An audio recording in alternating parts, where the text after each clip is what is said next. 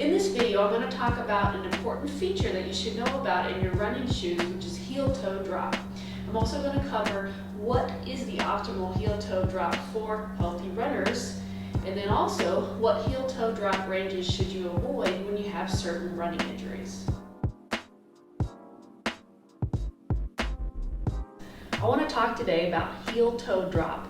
Heel-toe drop, by definition, is the difference in the height of the shoe from the back of the shoe to the front of the shoe. There's a lot of different options out there for heel-toe drop. There's essentially 4 different categories that are out there. You've got your zero drop shoes, which are shoes like these, where there's no difference between the back in height between the back of the shoe and the front of the shoe. You can see a huge variety in zero drop shoes. Some zero drop shoes will have quite a bit of cushion, some will have hardly any cushion at all. So heel-toe drop is not at all about the amount of cushion, but just about essentially how padded the heel is. A low drop would be your 1 to 4 millimeter range. Some people have a hard time being in this low of a shoe drop. This is a 2 millimeter drop shoe. People who have calf and Achilles injuries tend to struggle in a shoe more like this. Most people, however, do fairly well with what's called a mid-drop shoe. So a mid-drop shoe is between that 5 to 8 millimeter drop range.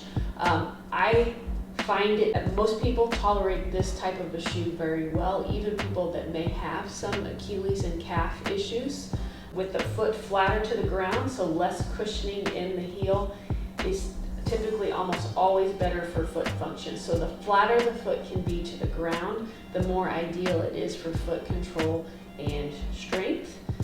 However, sometimes traditional running shoes, so this is a Ghost, this is a pretty popular running shoe. This is a good example of a 12 millimeter heel-toe drop shoe. Sometimes these are necessary. Sometimes people have Achilles and calf issues that they just can't get over, and if they go with anything lower than this, they tend to have more problems. So there are a few exceptions to the rule that flatter is better. So what types of injuries might this not be the best shoe choice? If you have any type of issues with knee pain, a high heel typically isn't the best answer. Why is that?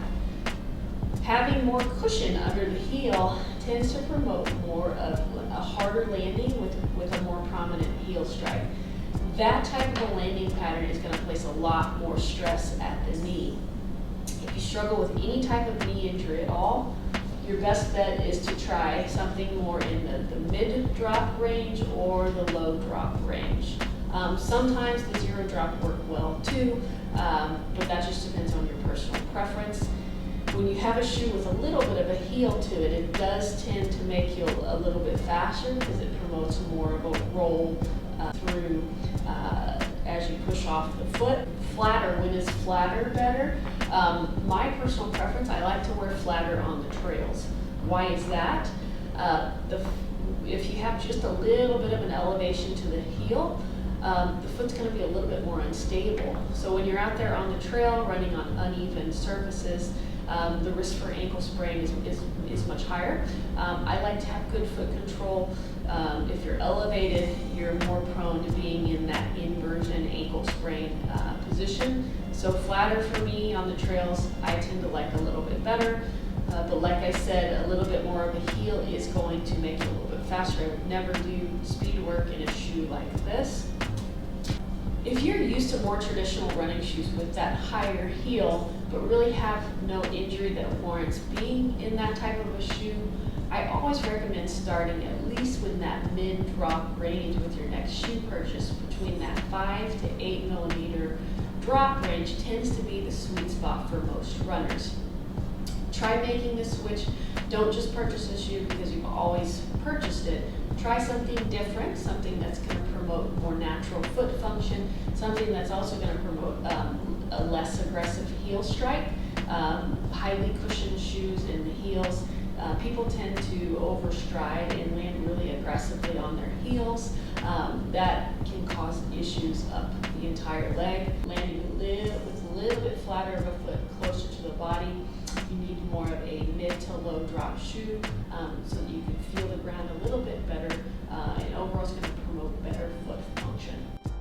If you like this video and would like to see more, please like and subscribe to my channel below.